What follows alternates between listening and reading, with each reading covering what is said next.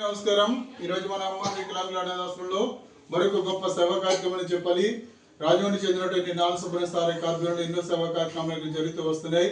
ఈ రోజు కూడా యుఎస్ కి చెందినటువంటి వారి యొక్క బ్రదర్ అయినటువంటి కార్ల్ గ్రెండన్ వారు సిఇఓ